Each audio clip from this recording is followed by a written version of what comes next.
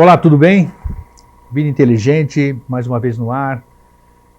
Para mim, particularmente, mais um dia alegre. Toda quinta-feira, para mim, é uma celebração. E nós aqui estamos hoje novamente para celebrar mais um encontro. E com um assunto que eu tenho certeza que todo mundo vai gostar, porque o assunto tende a esclarecer muitas coisas, desmistificar e desmitificar. E nós temos enfrentado essa semana algumas discussões inclusive com uma certa animosidade, onde algumas pessoas defendem certos fatos que todo mundo tem visto na televisão, sobre espaços que abriram nos canaviais na cidade de Riolândia, no interior de São Paulo, outros que apareceram em Araraquara, que era um filme de ficção que uma agência estava fazendo, todo mundo tomou aquilo como verdade, e outras coisas que têm aparecido. Então nós, daquelas pessoas que defendem que tudo é extraterrestre, tudo é obra de disco voador, e nós, desse lado, solicitando que tenhamos cautela, pé no chão, e que vamos eliminar todas as outras possibilidades antes da gente fazer isso aí. Então essa defesa acaba desgastando e cada um defendendo a sua sardinha, como a gente diz. O assunto de hoje, então, ele vai servir também para esclarecer muita coisa. Pode ser que muitas pessoas não gostem do que nós vamos abordar aqui hoje, mas nós estamos aqui sempre. Podemos até estar errados, mas o nosso intuito é o de levar a informação correta. Conforme o Grego falou, é uma celebração estar aqui e, assim, do ponto de vista de construção mental, é a melhor hora da quinzena, né? Quando a gente consegue compartilhar com vocês nossa experiência de vida. Aí, dá um boa noite especial, um abraço para Priscila, que é uma amiga que falou que está assistindo o programa. E aqueles que mandam um e-mail, então eu recebo todos, leio-os com a maior atenção para aprender com vocês que mandam, só que daí às vezes não sobra tempo para responder. Então, quando não respondo, não é por falta de consideração, não, é que não dá tempo mesmo, tá bem? E espero que com o assunto que a gente vai abordar aqui hoje, a gente consiga avançar um pouquinho mais nisso que a gente tem se proposto, conforme o Grego disse, de desmistificar e desmitificar tudo, porque a gente vive já a época do fim dos mistérios, onde a gente tem que assumir realmente quem nós somos. Isso. Então, o tema de hoje, acho que eu não falei do tema ainda, o tema de hoje é o contato, está aí no seu rodapé da televisão. Muita gente fala, teve um filme muito famoso, baseado em fatos reais, Contatos Imediatos do Terceiro Grau, isso foi em 1979. Foi um épico, né? Foi um épico. Aí mudou a vida de muita gente. Muita gente, não tem ufólogo ou aficionado de extraterrestres, de vida fora da Terra, que não tenha assistido. Eu já assisti umas 20 vezes, e para mim sempre é uma novidade. É muito gostoso sentir tudo aquilo, principalmente da forma que o Spielberg fez. Não tem nada de ruim, não tem nada de bélico, não tem nada.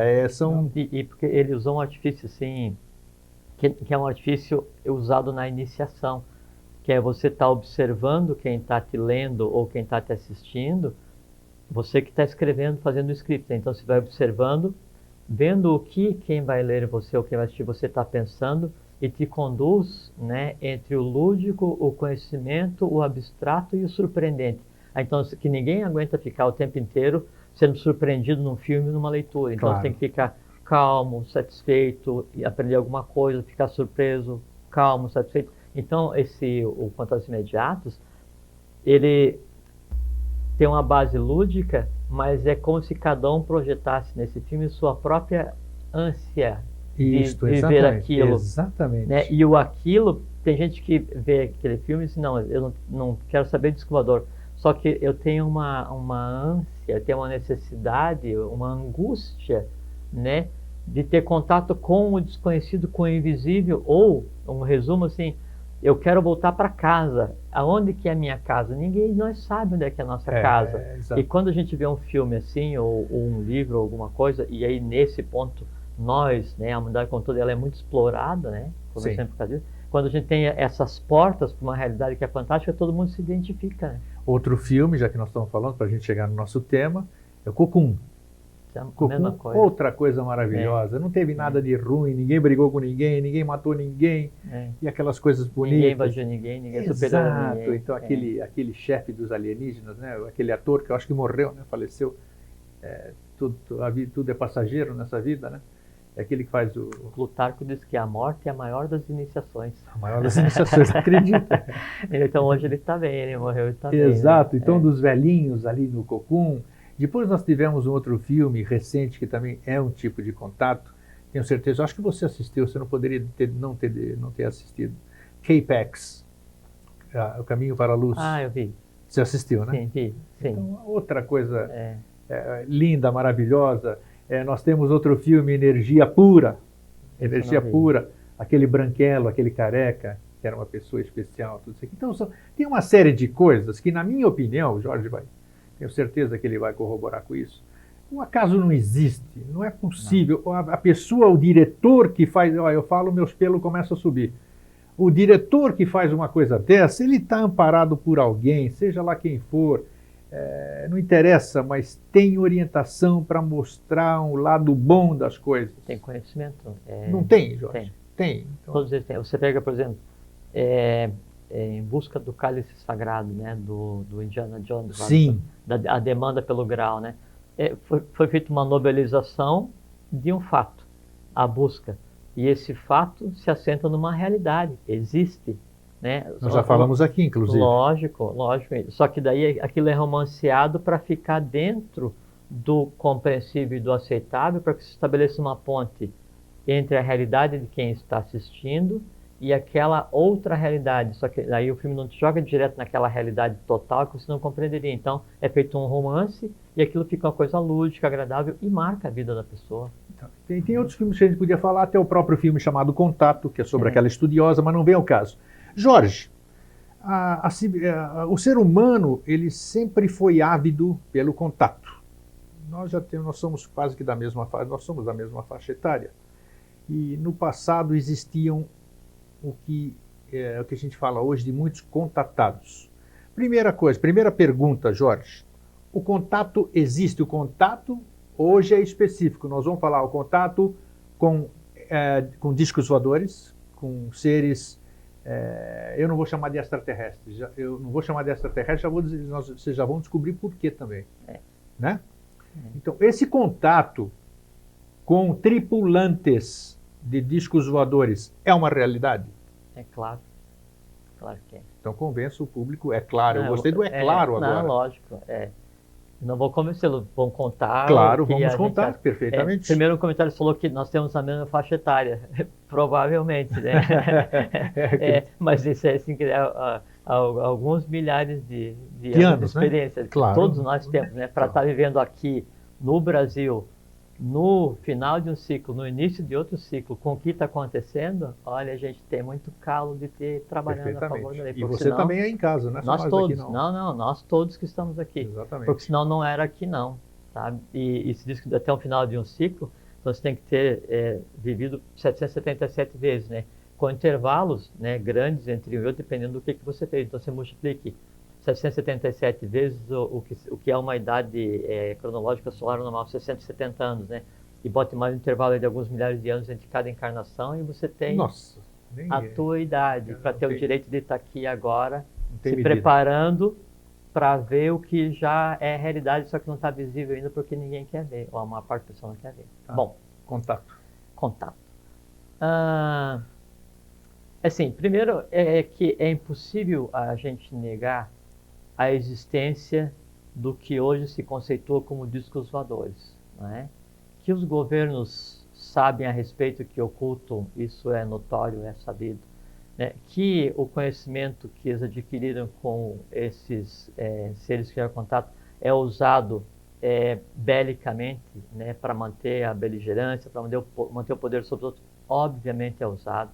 Né, que a briga por esse conhecimento deixado por esses seres ou trazido ou compartilhado gerou guerras no decorrer da história da humanidade? Obviamente que sim. Só que isso não é uma coisa que é de agora. Então, se você pegar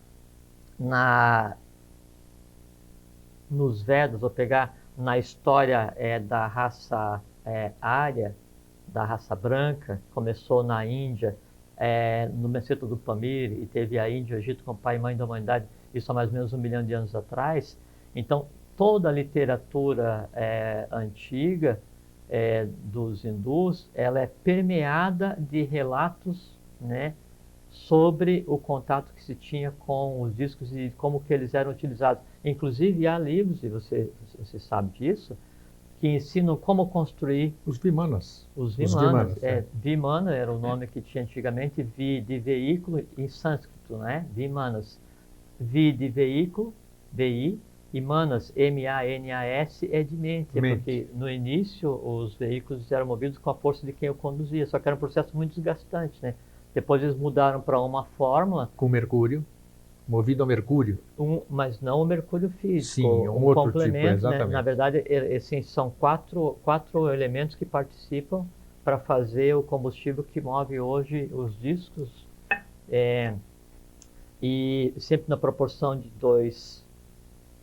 Tem uma maneira de se fazer, não vem ao caso, mas há uma proporção para se fazer. Nós não temos disco voador? Então nós não temos, né? E se a gente tivesse, a gente não ia poder usar. É verdade. Então, DAC não dá autorização. Então há uma forma para se fazer isso, né? E ela vem sendo usada desde a época da Atlântida, e era o meio natural de locomoção na época da Atlântida, e os hindus herdaram esse conhecimento, e os egípcios herdaram esse conhecimento, e essa tecnologia foi usada para construir todos os grandes monumentos que existem ainda hoje, que se diz que tem 2, 3, 4, 5 mil anos, mas tem 1 milhão de anos, né? Então não há como negar isso, entende? Mesmo o Ocidente achando que a história cósmica começou quando o Ocidente nasceu, obviamente não dá para negar. Então isso é uma realidade. Só que o que acontece hoje é que isso é colocado como se fosse uma coisa oculta, e houve intencionalmente uma distorção dizendo que esses seres vieram de algum outro lugar fora de onde a gente está e que todos eles são superiores. Então se criou assim uma vastidão de seres humanos, assim, uma grande quantidade de seres humanos que acredita que qualquer coisa que venha do céu é superior a ele, até pomba, né? Então o cara, se ele vê uma coisa voando, ele se joga para reverência, depois ele vai ver o que quer. Então isso é intencional para que o ser humano se colocasse na condição que hoje está, infelizmente, de não assumir quem e o que ele é nesse contexto todo de evolução, não é?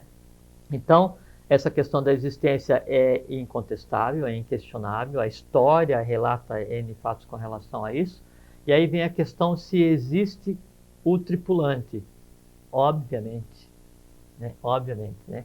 E também com relação a isso, sempre foi feita muita fantasia, sempre foi criada uma mística e uma mítica com a intenção de falar assim, não, quem está ali é puro, é alto, é esbelto, e ele usa 100% da capacidade mental, e você, ser humano, só usa 5, 3, 4, não sei o que, então você é uma ameba, ele é a própria divindade.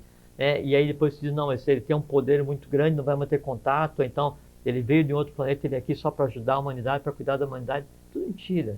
Né? Não é nem, eu uso o termo mentira, não vou nem usar o termo inverdade, que é quando alguém fala quando quer dizer que é mentira, né? Não, isso é uma inverdade, ou isso não confere, ou isso é uma não conformidade. Não, isso não é uma não conformidade, não é um não confere e não é uma inverdade, é invenção, é mentira, certo? Então, tem lugar certo, né? Tem objetivo, tem princípio, tem fim, são seres iguais a nós, só que com uma idade, né? O tempo de evolução deles é diferenciado, a cadeia que pertence é diferenciada, e existem e tripulam as naves, porque senão como é que elas iriam vir? De onde vêm essas naves? Pois então, assim, geralmente se fala assim, aquela nave ali entrou em contato comigo e disse que veio de Marte, né? Aí, então, os marcianos são superiores a nós. Aí você sabe que você vai fazer uma análise lá e lá não tem nada, só tem poeira e essas coisas assim. Aí vem um outro grupo e fala assim, não, aquela nave ali, aquele formato de nave, Alpha aquilo Centauri. veio de Vênus. Vênus, o pessoal adora Vênus, né? Então venusiano, aquela coisa assim, tá, né? Alpha Centauri, Orion, Sirius, então, Pleiades. De qualquer lugar vem gente. Tem um monte de pleiadiano, eu conheço um monte de pleiadiano. Pois dizem que de qualquer lugar vem gente e todos eles, sem exceção, são superiores. É como se aqui na Terra, e essa raça humana que nela habita, fosse assim, o pior do pior, assim, o resto do universo viesse aqui. Qualquer criatura que viesse visitar é superior aqui. É quase como é com relação ao Brasil, que qualquer pessoa que vem de fora vai dizer, aquele cara tal, e aí vem um montão de gente mal intencionada e abusa do povo, que é um povo infantil, um povo inocente, mas povo não inocente, povo de bom coração. mas não um povo infantil no significado errado que se dá. Infantil de um povo onde nele ainda habita a inocência do equilíbrio entre pituitária, pineal e timo, quer dizer, é um povo preparado para viver o novo ciclo, o ciclo da divindade. E ele daí, logicamente, como é um povo inocente e preparado para o futuro, ele é submetido por aqueles que ainda vivem no passado. Essa que é a realidade do Brasil. Sim. Enquanto o Brasil não reconheceu a Avatara, o Brasil não vai ter sequer a própria independência como não tem ainda hoje. Mas ele, o Avatara, vai ter que se manifestar, né? E vai. E nós estamos chegando no aniversário dele, né? Estamos dia 24 de fevereiro. Exatamente. Bom, então, essa questão de falar que essas naves, essa confusão toda, cada um vem de um planeta, não. É o seguinte, é que são ciclos evolucionais diferenciados. Então, teve um ciclo evolucional realmente no planeta Marte, né? E derivou uma raça, né, do que se conceitou como marciano, mas não da forma como se pensa, aquele pessoal baixinho, aquele atarracado, careca, olhudo, sem orelha, não tem nada disso. Aí, em verde ainda, né? Marciano é verde. Sim, tem verde, tem azul, tem prateado, tem baixinho, tem alto, tem para todos os gostos, né? Na verdade, assim, toda a realidade que se processa dentro de um sistema solar, ela anda no conceito de rondas planetárias, então só existe uma ativa cada vez. Então, o que existiu antes e que gerou o que se conceitua hoje como seres provenientes de Marte, seres provenientes de Vênus, esse tipo de coisa assim, então ele tem representação física na Terra, né, mas tem representação física na Terra, mas com uma vibração diferente. Claro, vibração daqui, dessa época, dessa são dimensão. Seres diferenciados habitando o nosso plano, né, ao mesmo tempo. Então, assim, de onde é que esse grupo aqui veio de Marte? Pode-se dizer que sim, só que não aquele Marte, a representação de Marte na própria Terra. Entende? São 7 cidades. Sim, 7 cidades aqui. Sim, cada uma como reflexo de um sistema que já tenha terminado. Tá. Posso dizer, então, vamos aproveitar que nós já falamos isso em outro programa, acho que a pergunta é cabida. Sim. Você falou que nós pertencemos a uma mônada, e que não existe um por um, né? A relação de um para um no renascimento não existe. Quando a gente olha nostalgicamente para o céu, que é além dele ser bonito, é um olhar nostálgico do ser humano. Isso é uma boa pergunta, e a resposta é surpreendente. Então é isso que eu queria, você já pescou o que eu quero perguntar. Mas aí quando a gente olha para o céu e olha com nostalgia, ou admira o céu, aí tem dois fatores que a gente pode, dos que a gente pode colocar como resposta, né? Primeiro, a questão da adoração do Sol, né? Que o Sol ele é adorado como divindade em todas as teogonias, desde sempre. E o porquê disso? Aí alguém fala assim, não, porque ele é o dador da vida, e ele é que produz a colheita, ele que não sei... Tudo bem, pode ser, só que é o seguinte, o Sol físico, como nós o vemos, né? Ele é a representação, ele é o corpo físico do que a gente entende como o verdadeiro Sol, né? Que é o Sol espiritual. Na verdade, são três, né? Tem o físico, que seria o intermediário, e o Sol espiritual, que é de onde emana a própria vida. Que chamam de grande Sol central. E sem ser... Dá para se usar esse nome. Então, essa é uma das razões da admiração pelo céu. E você olhar e sentir nostalgia à noite, o que seja, isso tem a ver com as estrelas.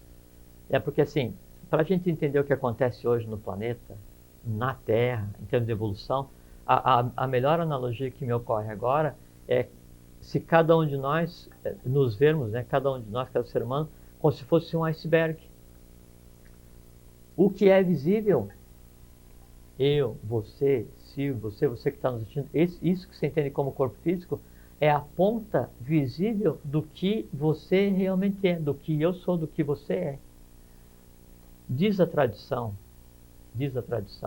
né, a Gupta Vidya, a ciência secreta, a ciência das idades, que cada ser humano está ligado a uma estrela. E que o ser humano tem por função primordial na busca da evolução resgatar karmicamente os erros de um sistema planetário que gerou uma estrela. Tanto é que se diz o seguinte... Nossa Senhora. Não, tanto é que se diz o seguinte, quando um ser humano se inicia na Terra, uma estrela se apaga. Por quê? o complemento entre a estrela e o ser humano acontece quando esse se resolve. Quando esse se resolve, aquele deixa de existir. Muito interessante. Essa é a razão. Quando você está olhando para o céu, né, e essa questão também da adoração das estrelas, do céu, aquela empatia com o universo, né, você está olhando, né, o que seria fisicamente a tua contraparte. Né, e fisicamente a tua contraparte e aquele astro que depende de você para cumprir o que naquele ciclo inteiro não conseguiu resolver. Quando você se inicia, aquela estrela se apaga. E outra coisa que é muito interessante é o seguinte: o céu que nós vemos hoje, ele já não é mais o céu real. Sim, tem muitas estrelas que nós vemos que só está o brilho delas, né? Sim, e outras coisas mais, porque então está a centenas de anos, milhares de anos-luz, viajando a luz, viajando do estado da luz. Então, mas mesmo não só nessa questão das estrelas, a própria conformação do céu, ela já mudou para acompanhar a mudança de ciclo. Isso devagar a gente vai começar a perceber. Quem quiser perceber. Inclusive cientificamente, né? Porque os astrônomos estão aí para comprovar isso aqui, né? Principalmente. Voltando à questão do contato. Em se considerando, então, de que disco voador não vem de planeta nenhum fora da Terra, não. Certo? Certo. Certo. Onde eles estão aqui na Terra? E todo mundo me pergunta, e já abordei com você nesse programa, inclusive alguns de uma forma até pejorativa, né? Porque eu já pensei diferente, já falei aqui. Eu assumo, quando eu penso diferente, uma nova verdade se faz para mim, eu assumo que eu pensava diferente e agora eu penso diferente. Claro. É ou não é? Então tá aí. Eu já pensei, durante muitos e muitos anos, de que discos voadores vinham de outros planetas. Hoje estou convicto que não. Por que eu estou convicto que não? Porque eu tive argumentações para isso.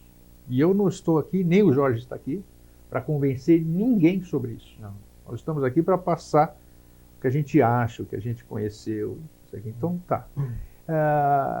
Considerando que eles não são daqui, muita gente sempre me diz ainda lá fora, pô, que nós temos, hoje a nossa tecnologia é fabulosa, nós temos radares, nós temos satélites espiões, nós temos tudo, o mapa terreno, a Terra está quadriculada milimetricamente por tudo quanto é tipo de tecnologia. Então, senhor Eustáquio, se os seus intraterrenos existissem, já estariam aqui, os governos saberiam, todo mundo saberia.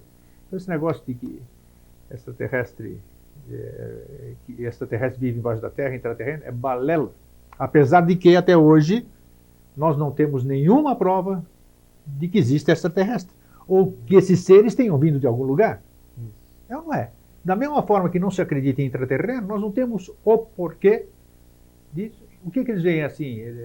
Vem aqui e diz, não, porque como o Jorge falou, eu venho de lá, de Alpha Centauri, eu venho de Sirius, eu venho de Orion, eu venho das Pleiades, nós viemos de um sistema, o outro que é a Estrela Wolf 434, que eram os Humitas, toda essa coisa. Então tem uma série de mitos. Eu tenho certeza que faz com que a gente fuja realmente da verdade e a gente continue nessa subjugação que uns chamam de governo oculto, outros chamam disso, outros chamam daquilo. Então nós aqui, duas pessoas, Jorge Ouro, Eustáquio, estão aqui exatamente lutando contra todas, lutando não, indo de encontro a toda essa maré, passando a nossa fase, nosso conhecimento e tentando esclarecer essas coisas. Então, da onde vem onde estão e por que, me ajude, por que os governos não conseguem descobrir? Por que os radares não veem? Por que os satélites não pegam as embocaduras, as aberturas? Onde estão essas incríveis máquinas voadoras que todo mundo corre atrás? Uhum. Bom, primeiro assim, uma coisa que todo mundo gostaria de ter é contato com o disco voador. Pode ter certeza. Eu não vou dizer todo mundo, eu vou dizer quase todo mundo. Com certeza. Quase todo mundo. Quer. E você falou que você acreditava em disco voador extraterrestre, eu também, como todo mundo, né? Sim. Lógico, né? E era agradabilíssimo, né? Nós crescemos dentro dessas histórias, dentro dessa... Teve uma época que a gente ia para o norte da ilha para ficar vendo os discos que passavam embaixo d'água ali em Jurerê, e isso tem fotografia e entrevista até no Jornal Estado daquela época, então todo mundo acreditava nisso, né? E era uma realidade, né? OSNIs. Objetos submarinos não identificados, passando, e vocês iam lá e viam. É um OVNI que daí ele entra por ali. Mas então, o que a gente tem que se perguntar é assim, tá, eu gostaria de ter um contato visual, ou um contato com um local de pouso, ou um contato com um tripulante, um ser qualquer desses, né? Mas aí a pergunta que tem que ser feita é o seguinte: para quê? Né? Eu gostaria assim, para quê? Por que eu gostaria de ter contato com alguém que povoa a minha imaginação e da humanidade há centenas e centenas e centenas de milhares de anos? Aí assim, ou eu tenho uma razão muito clara para desejar que isso aconteça, né? E tem que ser uma razão séria, né? Ou então é só para satisfazer a minha curiosidade. Aí, imagine, não, eu gostaria de ver, né, um disco voador, vamos chamar de disco voador. Aí eu estou viajando à noite, né? Aí para um disco no meio da pista, né? Aí, e não tem ninguém, eu estou passando ali, né? Aí eu paro e olho. Cara, está satisfeito o meu desejo, né? Que coisa maravilhosa. E aquilo tem um impacto assim, sabe, gigantesco na minha vida, um negócio assim, mesmo. tá? E a gente jamais volta pro prumo, um negócio assim, até que você entenda o que está acontecendo. Tá, aí vem a fase 2. Você tem que se recuperar daquilo, né? E aí trabalhar com a satisfação de ter visto aquilo que você desejava.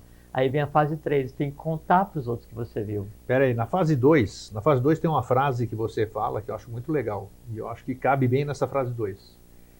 Quando eu olho para alguma coisa... já vamos falar. Não, você já vai falar? Não, já vamos falar. Então tá, então pode continuar. Então não, agora eu estou só fazendo um resumo do porquê que a gente gostaria de ver, né? Aí a fase 3 é o seguinte, aí esse grego, cara, eu vi uma nave, né? Aí tá a primeira pergunta, né? Bebeu? Não bebeu. Tava fumando? Né? Do natural, né? Tava doido? Né? Aí, não, nada disso? Cara, sinto muito, mas não acredito nesse negócio. Aí então você fica naquela frustração, mas é um negócio muito maravilhoso. Então, por isso, assim, enquanto, né, o meu desejo de contato visual ou contato físico ou oral, né, verbal com a criatura, né, ele não tiver uma razão de ser, não tiver um objetivo, enquanto esse desejo for só para satisfazer a minha curiosidade ou a minha necessidade de poder relatar alguma coisa surpreendente para alguém, é o seguinte: jamais vai acontecer. Isso explica porque alguns vêm e outros não. Perfeito. Você está falando uma coisa, só fazer uma parte. Tem ufólogo, eu estudo isso, eu lido com isso há 46 anos. Vai fazer 47 agora, anos que eu lido com isso. Eu já vi discos voadores, ou seja, coisas físicas, tá? Não é luzinha essas coisas, eu vi disco voador. Eu então, também. Você também. Então eu acredito em disco voador, porque eu vi disco voador. Muitos ufólogos, colegas que estudam discos voadores há anos, ou tanto quanto eu, jamais viram. Apesar de terem feito vigílias, apesar de ter corrido atrás onde tinha avistamento, disso aqui, nada.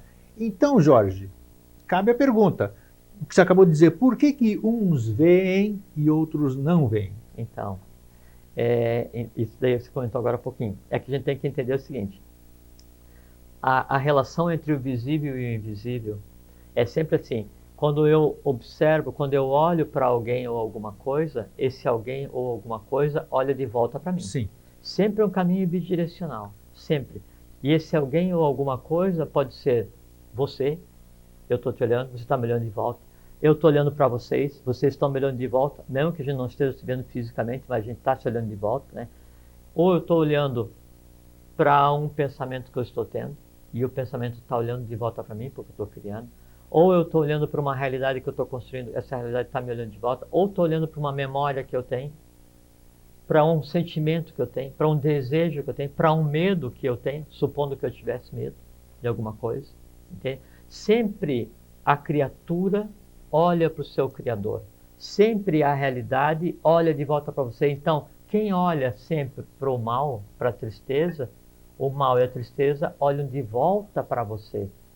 Fisicamente, vitalmente, se estabelece um caminho bidirecional e se misturam as duas realidades. Quando eu digo assim, não, tá mal, tá ruim, tô triste, não sei o que, tô doente, tudo o que eu acho que tá, porque no momento que eu tenho que sentir isso ou imaginar, eu tenho que vitalizar isso. E quando eu vitalizo, eu estabeleço um contato elétrico, real, físico com aquilo, e aquilo passo que ele é para mim, porque assim... E nós falamos sobre os vícios aqui, né? Que Exato, exatamente... porque a única maneira de eu sentir felicidade é se eu olhar para a felicidade e a felicidade me olhar de volta e aí ela agir em mim e ela agindo em mim, eu traduzo, estou feliz.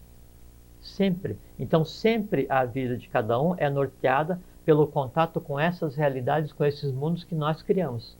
E aí a gente conversou aqui e citamos várias vezes uma fala de Devavani, né, o anjo da palavra, que ele fala assim, cada um constrói o seu próprio mundo para que o meu permaneça ignorado. Exato. O meu, o dele, que é o mundo da própria divindade, que é o mundo da instantaneidade, que é o mundo da Pax Suprema, né, da felicidade suprema. Então o que acontece? Cada um constrói o seu próprio mundo e olha para aquele mundo que está construído cheio de convulsões e de sofrimentos, aquele mundo olha de volta e fica aquele processo simbiótico de destruição vital, esse tipo de coisa assim. Então, sempre, olhei de volta. Aí, eu, quando vou olhar para um disco voador, significa o seguinte, que quem está dentro, quem está produzindo aquele evento, ele não está sendo visto por acaso, ele está se exibindo para você. Com toda certeza. Ele está querendo ser visto por você. Por quê?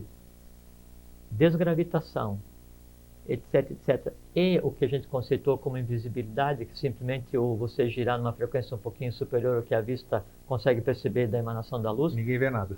Isso é o dia a dia. Isso é o dia a dia, isso é a base. E quando a gente fala em discos voadores, a gente tem que entender que a sequência de uma tecnologia da civilização Atlante e a Atlântida, só na sua última parte, ela existiu em seu apogeu técnico por 200 mil anos. Nossa, muito tempo. Nós existimos, civilização ocidental, por 2, 3 mil anos. Vou dizer o seguinte. Então, Devavani Akbel, né, uma vez questionado sobre essa questão dos discos voadores, isso depois de um evento onde os seres tinham vindo e aí pousaram e ficaram mantendo contato com eles, coisa assim e tal. Então ele falou que se fizer ruído e se deixar a marca, não é dos nossos. Opa, vamos esclarecer isso aí. Vamos esclarecer que isso é importante. Como é que é? Se fizer ruído ou deixar marca, não é dos nossos. Não. É da onde então? Não, é que daí assim, é montado para isso, seria o que pode conceituar como falso. Um disco voador falso. Porque assim... Mas com tecnologia Sim, fabricado a partir da tecnologia deles, mas não eles. Opa, mas e aí quem são esses? Pois é. E vivem aqui também. Aí já está falando de gente da superfície já. Superfície. Aí já da questão bélica, essas coisas assim. Governos. De certeza. Então, aproveitando, podemos dizer aqui, nós vamos adiante, claro, o que muito se conjectura de que existem governos com tecnologia alienígena é verdadeiro. Não vamos ao termo alienígena, mas... Alienígena que eu digo coisas que a gente desconhece aqui, que tem a tecnologia de discos voadores. Assim, isso é uma coisa, assim, não é objeto da nossa conversa hoje, mas é sabido, né, é notório. As bases, as razões da Segunda Guerra Mundial foram completamente esotéricas, ocultas, né? E uma das razões do embate que teve, né, era a questão do próprio Brasil e envolvia diretamente a questão do domínio tecnológico do que hoje se conceitua como disco voador. Então tem um fundo de verdade, aquela história do Hitler, o nazismo e todo aquele desenvolvimento. Sim. Aquelas coisas que aconteciam na Amazônia. Não é nem um fundo. Os alemães na Amazônia e todas aquelas... Também, só que quando a gente vai falar sobre a Alemanha do período da guerra, a gente então já logo associa a questão do nazismo, da questão dos judeus. Não, vamos dividir as coisas, né? Vamos ver o que norteou esse acontecimento, esse evento humano que a gente considerou como Segunda Guerra. A Segunda Guerra, as bases para o que aconteceu, começou em 1918 com a fundação de uma ordem, né, que aí tinha muita influência na Alemanha e que depois derivou, onde a questão da Segunda Guerra é como se fosse só um pequeno teatro porque realmente estava acontecendo por trás. Sim. Tanto é que toda a tecnologia que foi passada depois para o Ocidente em termos de aviação deriva das pesquisas que eram feitas naquela época. Muito se fala você já leu sobre isso, que na Segunda Guerra Mundial, principalmente, fala-se muito sobre os Foo Fighters. Aquelas luzes que voavam entre os aviões, aquilo lá, certo? Então, o que você está falando tem fundamento. E quando existem cataclismos no planeta, ou quando vai acontecer uma coisa muito séria no planeta, em todos os lugares do planeta, há relatos de que eles veem discos voadores. Mas são dos nossos. Sim, mas eles têm ciência, é uma pergunta até besta, né? Mas tudo bem. Não existe. Eles têm ciência, assim como os animais, de que alguma coisa vai acontecer com a Terra, né?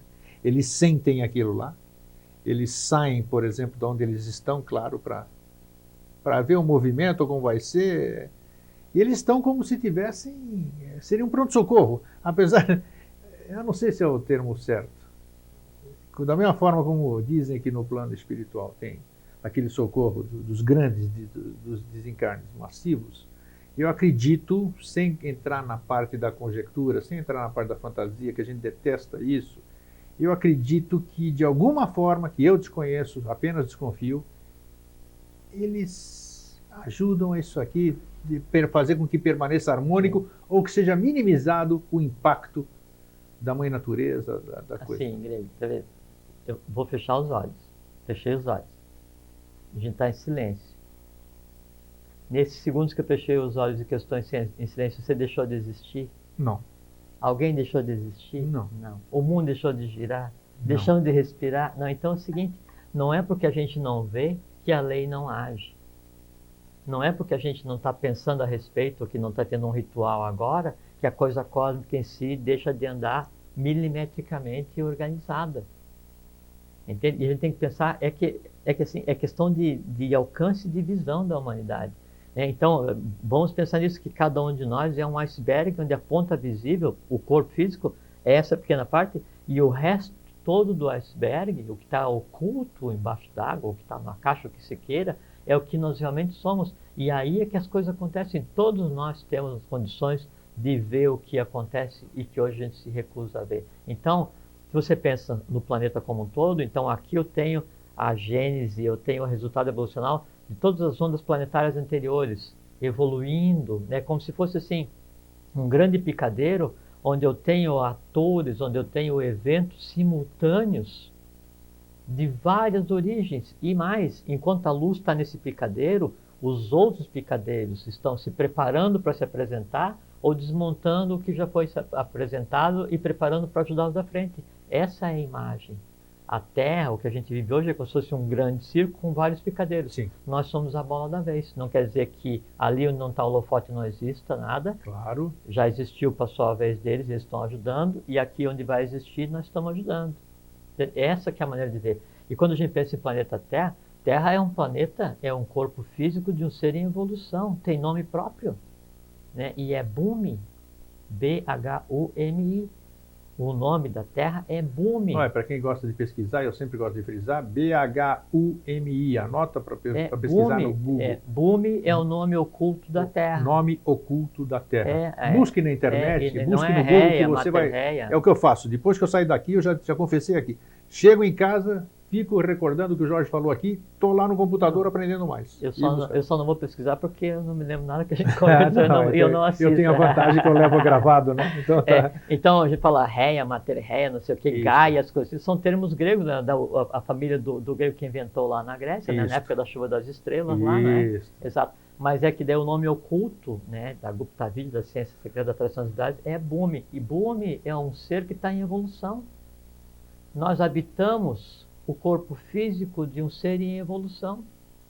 Quando esses que habitam, quando nós fazemos com que as energias básicas da natureza, Sattva, Rajas e Tamas, azul, amarelo e vermelho, se desequilibrem, o próprio corpo vivo, como o nosso corpo, quando temos um objeto indesejado, sofremos assim, isso aqui? ele reage, ele deixa vermelho, ele faz a febre para se curar e que causa uma erupção. A Terra faz a mesma coisa. Quando o pessoal começa a bagunçar muito, ela vai e dá uma ajeitadinha. E como é que essa ajeitadinha é feita? Através das forças da natureza. Sim. Entende? Sempre assim. Agora, lógico que também, antes que aconteça o evento físico visível, há todo um desequilíbrio elétrico. Exato, você vê que os animais percebem isso, né? Não, e quando o animal chega a perceber, já é antessala, já é a véspera do acontecimento. Está quase acontecendo. Só que antes disso, toda a coisa ela tem que adquirir tal densidade para chegar ao fato, por exemplo, assim, como é que alguém, quando vai fazer uma pergunta aqui, como é que ele chega a vencer o impulso do receio, da timidez, da inibição de ligar e fazer a pergunta? Então fica pensando, aí dispara uma série de processos, né, de forças, e começa a gerar uma reação em cadeia, e aquilo fica assim, uma curiosidade. A curiosidade toma uma densidade, um impulso de perguntar. Aquilo toma tal densidade, e isso daí desce da mente concreta para o astral, e o astral daí fica com a curiosidade e um desejo de saber tão forte que daí ele se entrelaça e vence temporariamente a inibição, que é outra força forte também. Aí ele vem e desce e se manifesta no corpo vital, né? E o vital aí então dispara os processos para eu vou me levantar e vou discar. Sim. Então é todo um processo oculto que vai culminar com o telefonar e falar, eu queria saber na verdade o seguinte, que história é essa? Então há todo um processo até que aconteça, né? Então, por exemplo assim, vamos falar com relação à escrita. Devavani diz assim, a ideia é o verbo que toma carne através da pena. Então, para que eu chegue a escrever, isso teve, uma escrita qualquer que eu faça, ele foi originado no mundo das ideias. Sim, primeiro foi lá. E o mundo da ideia não é a mente concreta. A mente concreta é aqui embaixo, não é o astral, não é a emoção. É o plano das ideias, é a intuição. Então, isso, um sistema de forças gera, né, e vem e toma carne através da pena. Então, para que chegue a acontecer um evento desse que a gente considera como, qual é o termo que se usa? Quando acontece assim, a água subiu lá, deu um vulcão. Tsunami? Não, mas calamidade. Calamidade, catástrofe. Cataclismo. Essas formas verbais eu nem tenho mais no meu dicionário. Mas então, para acontecer um negócio desse, então todo um sistema de forças tem que vir sendo colocado em atividade para chegar e acontecer aquilo. Sim. Obviamente, só não vê quem não quer o que está acontecendo. Mas isso interfere nas moradias dos nossos amigos das... Não, jamais. Como não? Não. Um dos nomes da Agartha é Ilha Imperecível. A gente não pode esquecer que a Agartha se interiorizou, as cidades subterrâneas se interiorizaram por ocasião da queda Atlante. E a queda Atlante foi o seguinte, não é um tsunamizinho, não é um vulcãozinho, foi um movimento planetário que aconteceu por conta do que foi desencadeado pelo povo Atlante e que fez com que a conformação continental da Terra assumisse a forma que tem hoje. Então afundou um continente inteiro, parte do que é hoje o Saara subiu, parte da Europa subiu, parte da Europa desceu, só quem ficou inteirinho preparado para o futuro que é hoje foi o Brasil. Entende? E mesmo naquela época, então, eles sobreviveram ao que aconteceu, mas isso não acontece mais. Da onde então, no nosso planeta aqui hoje, planeta Terra, de onde eles sempre estiveram, de onde eles sempre vieram, onde estão hoje baseados os discos voadores? Minha opinião particular, estão dentro dos mares. Não nos podemos esquecer. Temos 3/4 do planeta de água, imenso planeta. Nós temos inúmeras cordilheiras, muitas das quais nenhum homem botou o pé ainda, acredito eu, né? E além disso, sem contar com não queremos entrar no transcendental, aquilo que seja inteligível para nós, nessa coisa. Então acredito que estejamos aqui. Em sendo verdade o que eu estou conjecturando, eu gostaria que você respondesse e, ao mesmo tempo, me colocasse a resposta daquela questão que eu levantei há pouco, que todo mundo diz que num planeta onde a tecnologia vigia tudo, satélites, tal, sismos, isso aqui, a gente não consegue, entre aspas, ou eles não sabem da existência deles, ou não chegam até onde eles estão, por quê? A primeira resposta é que a tecnologia hoje, que a humanidade tem, ela mas não tanto. Então, se for imaginar a Terra como se fosse uma laranja, tudo que se sabe da Terra é o que está na casca, o resto é conjectura. Porque ninguém foi até lá no fundo, né? Não tem tecnologia para descer nem numa fossa abissal, que tem aí 8, 10 mil metros de profundidade. A maior que é das Marianas, né? 11 mil metros, então, 11 nem isso não quilômetros. se sabe, então só. é conjectura. É o que a gente falou daquela outra vez que então tem na Pedra da Gávea tem um templo oculto com entrada subterrânea. Já falamos aqui no programa. Aí então foram colocar lá um radar para ver no solo, para daí então mostrar se tem realmente um templo oculto na Pedra da Gávea ou não. Aí botaram o radar lá no topo da cabeça da Pedra da Gávea e não viram nada. Aí foram para a revista, lá para o jornal, e falaram assim, ó, não tem nada. Claro, a profundidade do radar é 15 metros. Acima daquilo, além daquilo não dá. Não, porque tem 500 metros aquele negócio acima do nível da água, então aí você olha 15 e diz que não tem, a equivalência é parecida. Né? Então, por isso que não se sabe. Se bem que assim... o segredo da abismo. Também parecido, parecido. Só que uma coisa que você tem que ver assim, muito dessa realidade, ela estava descrita e está descrita na história dos povos que nos sucederam. Então, se você pegar aqui na América, maias, astecas... Que nos antecederam, né? Nos antecederam. Sim. Eu falei errado. Sucederam, você falou. Antecederam, Vão nos suceder ainda. Isso é com relação à semente Inca Tupi, né? Que é tá vendo? A próxima. Então, esses que nos antecederam, todos eles tinham esses relatos, porque faz parte da própria tradição. Se você pegar assim, todos os povos da América, a tradição diz que o rei divino veio da água ou do céu. E tinha uma feição, e era branco, esse tipo de coisa assim, por conta disso que os espanhóis vieram e fizeram o que fizeram aqui na América. Né? Então, se nós pegássemos essa tradição desses povos que nos antecederam, já teria um esclarecimento muito bom, bem que boa parte dessa literatura, ela, quando esses vieram da Península Ibérica para cá, então boa parte dessa literatura ela foi levada de volta para o velho continente e ainda é guardada lá em reserva, né? Ou pelo menos o que estava à disposição. Isso foi feito sistematicamente por todos os lugares onde a leva conquistadora do Ocidente passou. Me diz uma coisa aqui, eu sei, estamos correndo contra o relógio, sempre quando o assunto é bom é brincadeira.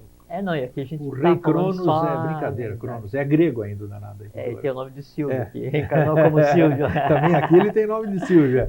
Me diz uma coisa, muita gente já falou, e vamos aproveitar, já que o assunto hoje é extraterrestre, não, hoje é disco voador, é contato, exatamente. Viu-se, muitas pessoas estiveram fora da Terra, ou seja, no nosso perímetro, vamos chamar assim, lá em cima, até mesmo na Lua, dentro de discos voadores. Considerando, claro, que sejam daqui e tal, por que eles fazem essa ronda, esses passeios, que nem as nossas naves que nós mandamos para pesquisa, por que eles saem daqui da Terra, ficam lá para cima, onde voam os nossos satélites e vão até a Lua? Com que objetivo isso, vamos dizer? Tem alguém na nossa Lua? É que a área de abrangência, a área de trabalho... Por isso que eles acham que a maioria das pessoas acha que eles vêm de fora, porque eles voam. Voam e voam bem. E a coisa que é muito legal é que, assim, que não segue trajetória balística. Exato. É isso. Porque assim, eles dominam a questão da desgravitação, não seguem trajetória balística, né, e usam um combustível não esgotável. Né? E aí se cria... O que tem na Lua? Quando o disco está se deslocando, daí se cria dentro dele uma ambiência diferente. Isso já, muitas pessoas já relataram isso. Não, eu sei, se cria uma ambiência diferente. Inclusive faz evoluções lá e as pessoas lá dentro dizem que não sentem absolutamente nada. Não vira nem a xícara de chá. Exatamente, não vira nada. Exatamente. O ir e vir fora da atmosfera não tem... Sim, eu pergunto qual seria o objetivo. Não há objetivo específico, são só rotas de navegação. Você não vê Nazca, essas coisas assim. Exato. São só rotas de navegação, não tem... nós temos alguma coisa, conjectura-se muita coisa sobre a Lua, nós temos alguma coisa lá? Não. Nada? Não, a Lua foi o planeta que antecedeu a Terra. Antecedeu hoje, o que tem lá? Nada. Muita gente diz que vê, por telescópio, tudo isso aqui, atividade na Lua. Não existe atividade? Não tem atividade nenhuma? Não tem máquinas? Não tem construções antigas lá? Não tem absolutamente nada? Nada. O último presente da Lua para a Terra foi uma parte dela ter caído e provocado o cataclismo Atlântico. Uma parte da Lua caiu na Terra e afundou o continente. Essas conjecturas de lado oculto, de selenitas e toda essa coisa, não tem... Existe uma parte oculta da Lua, mas não no plano físico da Terra. Tá, estão falando de físico, vamos falar de físico, só físico. Não nada. é o... Não tem nada. E da mesma Nada. forma você pode olhar para Marte, você não vai ver nada. Nada. Pode olhar para Vênus, não vai ver Nada. lufas. Né? Nós Pode já olhar falamos da questão dimensional. Não, que é outra nada. história. Não, Tá. não existe. Vamos voltar. Contatos. Contato. Então, assim, todo mundo deseja. Né? Então, assim, até pousou o disco e aí desceu lá a criatura e você olhou para ele. E aí? E aí? Vai se jogar no chão e vai fazer como os índios fizeram lá, O Caramuru. os maias, quando o Caramuru era um Manu. Isso, claro, dá para você saber. Mas assim, quando chegaram os espanhóis e daí os maias julgaram que eles eram deuses, vão se prostrar e se entregar para aqueles que estão ali? Não. Primeiro tem um objetivo. Se pousou, se você está vendo, se saiu, se fez contato, se falou, se acenou, tem um objetivo. Qual é o objetivo? Você que vai saber, eu não sei. Eu sei pro meu, você sabe pro teu. Entende? Quando acontecer, você sabe. Tem um objetivo. Aquela criatura que está ali na tua frente é superior a você? Não. Não existe nada superior ao ser humano no momento atual da evolução. O ser humano é a própria divindade em processo de aquisição de consciência. Entendam isso. E no ser humano se resolve toda coisa cósmica por conta da limitante da própria divindade. A divindade, qualquer que seja, a hierarquia, qualquer que seja, ela age e se limita e depende de uma outra hierarquia para continuar a fazer o trabalho. Que hierarquia? Hierarquia agiva, hierarquia humana. Nós, então, não é superior a ninguém. No mínimo, considere-o como igual. Mais nada. E às vezes que eu julguei, vamos dizer julguei, vai, eu não vou afirmar nunca. Primeiro que a experiência é minha. Às vezes que eu mantive contato com esses seres, aconteceram algumas situações até engraçadas. Uma delas eu falei inglês. Não sei por que cargas d'água eu tive que falar inglês. Isso, eu falei inglês. Nem quis saber. Outras vezes falei português. Outras vezes falei com a mente. O que é de verdadeiro nisso? Qual é a linguagem com estes seres aqui quando a gente se encontra com eles? No plano físico, numa embocadura, num lugar qualquer, num lugar deserto. Qual é o linguajar, apesar de que eles parecem dominar todas as línguas do planeta, né? E quando é necessário e estão trabalhando naquele local, dominam, porque a fala... A fala é um dispêndio grande de energia, né? Segundo não, é que a fala ela existe hoje como um artifício, enquanto você não consegue criar mentalmente e conscientemente. Então, separe verbalmente. Sim. Entende? Então, como esse processo até chegar na verbalização ele é completamente visível, a aquisição do conhecimento, da verbalização, da fala em qualquer idioma, você primeiro vê e depois você fala. O falar já está pronto. Se uma pessoa quisesse... Com relação só que você perguntou de qual é o idioma deles, a escrita são 7 letras, cada letra se movimenta em quatro posições e cada letra tem som e cor. Então, qual é a linguagem? Agartino. Agartino. Nenhuma outra agartino. Mas por que você compreende? Compreende porque aí é que está. Não é que você está vendo, eles estão te vendo, eles estão te conectando no que é necessário que você saiba naquele momento. Mas eles podem estar falando agartino? Não, mas você entende... não compreenderia, não. Aí é uma adaptação de linguagem. Exato, isso que eu estou falando. É inteligível. E também tem que ver o seguinte, Grego, essas criaturas, esses seres, então assim, não é lá assim um saco de Papai Noel que está todo mundo jogado lá dentro. Não, há organização social, há funções, há limitantes. Então não é assim, eles não sabem tudo. Não são autos iniciados, não são adeptos, não são divindade. São assim, ó. Eu entendo de cozinha e você entende de engenharia. Nós vamos viajar para o, sei lá, você vai fazer Tibete. Comida. Eu vou fazer comida, você vai construir um muro. Perfeitamente. Entende? Cada um faz a sua parte. Então, quando você está olhando aquela criatura ali, é uma pessoa como a gente, tem uma função, né? Tem um idioma, tem uma limitante, tem uma ordem a cumprir, tem uma origem, tem um fim, sabe? Tem um superior hierárquico, tem limitante, não pode ir de uma cidade para outra. Não pode ficar vadiando na Terra para qualquer lugar, ele vem ter uma coisa para fazer, faz e depois volta. Se ele está em algum lugar é porque ele tem um objetivo, tem uma missão, podemos chamar assim, alguma tarefa para fazer. É porque assim, uma vez a gente conversou aqui, que a gente tem que entender que a vida, nossa vida, minha, tua, de vocês, nós todos, é uma viagem a trabalho, nós estamos de férias. Sim. E tudo que é feito aqui devia ter uma razão de ser. Não tem porque o negócio está meio bagunçado para a gente, não é? intencionalmente, porque a gente se jogou na corda e na rede e se recusa a assumir quem é. Agora, essas criaturas, não. Há uma lógica, há uma razão para isso. Entende? E pergunta assim, e eles erram? Erram. Claro, claro. Claro que sim, claro que sim. Cada um está ligado a um ciclo evolucional diferente, está ligado a um planeta de origem diferente dentro da Terra, origem não física, tem suas limitantes, né? E todos eles têm suas dependências com relação aos seres humanos, né? E não passam de um lugar para o outro, não se comunicam de um lugar para o outro. E mesmo no lugar onde vivem, há limitante, tipo assim, isso a você não é dado. Participar desse lugar aqui só quando você tiver evolução, porque eles continuam em evolução, não são seres prontos e acabados. Sim, claro, claro. Né? Pronto e acabado vai ser só... Estão na tarefa deles também. Pronto e acabado vai ser só o ser humano quando chegar na sétima humanidade, né? Na humanidade alada, flogística. Você passa agora pela humanidade dourada, depois pela humanidade alada, depois pela flogística, que é a divina, né? Aí sim, aí é pronto e acabado. Aí encerra essa cadeia, esse sistema que a gente tem, entra numa coisa que se chama de Pralaya, ou uma noite de Brahma, que é um período de descanso cósmico, e depois começa o negócio todo de novo. Nós estamos no fim, no fim do programa, mas não conversa nada e tempo passa. Isso aqui, a gente ia falar, tem coisas para falar, eu quero abordar em outra ocasião, para a gente continuar a trazer a realidade. Nós vamos falar numa outra ocasião sobre o prisma nosso, nós vamos falar sobre essa questão da abdução, essa questão de uma série de coisas que se alude muito quando se fala de disco voador, tudo nós vamos falar com isso. Eu não vou pedir para o Jorge fazer aquela dica de como manter um contato, porque ele acabou de dizer no começo que o contato não é palhaçada, não é brincadeira. Isso não faria.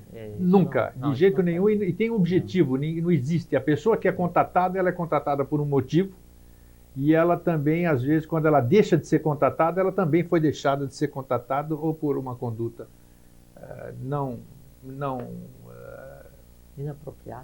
inapropriada, aquilo lá. Então, Jorge... É que a gente tem que ter assim, tem que ter, a mesma forma que a gente construiu, a gente tem que ter respeito por nós mesmos, tem que ter respeito pelo próximo, eu tenho que ter respeito por qualquer um visível, tem que ter respeito pelo invisível, então tem que respeitar essa criatura, que ele não existe para meu bel prazer, para minha diversão, ele não tem que fazer levitar, não existe isso. Então respeite as limitantes daquela criatura e que ela faça bem o seu trabalho e que nós façamos bem o nosso trabalho também. E se a gente tiver que ser contatado, nós seremos... Ou contatado, ou se você tiver que achar uma embocadura e descer para Badagas, Duarte, Agat, Shambhala, ou visitar alguma coisa. Ou tiver que pegar e fazer uma viagem para uma base interna, ou não sei o quê, ou então entrar numa caverna e não sei... Essas coisas todas legais que existem, né, que todo mundo pode encontrar quando quiser. Quando é que você vai encontrar? Quando for necessário. Mas eu vou passar minha vida inteira e não vou ver. É porque não foi necessário, porque o teu trabalho era outro. Então faça bem. Faça bem. Né? Não adianta pegar e passar a vida inteira assim, esperando que o fantástico se apresente, esperando que o maravilhoso surpreenda, porque daí é como está a humanidade hoje. Que, assim, a sociedade onde todo mundo só age baseado na adrenalina, assim, pô, alto astral, não sei o que, adrenalina, todo mundo tem que ser adrenalinado o tempo inteiro para achar que a vida vale a pena. Não, a vida não é assim. A vida é pacífica, é calma, é homogênea, né? Ela existe na instantaneidade, ela é harmônica, e a chave para isso é a paz e a felicidade. Se tiver nessa chave, nessa vibração, aí você começa a ver o que já existe e que para você hoje é invisível, mas que é completamente visível e físico. Mas lembre-se, todos são iguais, não existe superior a ninguém. Muito bom. Eu deixo aqui um abraço para a doutora Lisette Feuser, nossa telespectadora também. Jorge, obrigado. Obrigado a você. Obrigado a todos. Fiquem em paz, com tranquilidade e felicidade. E até sempre. Paz e pax e até sempre.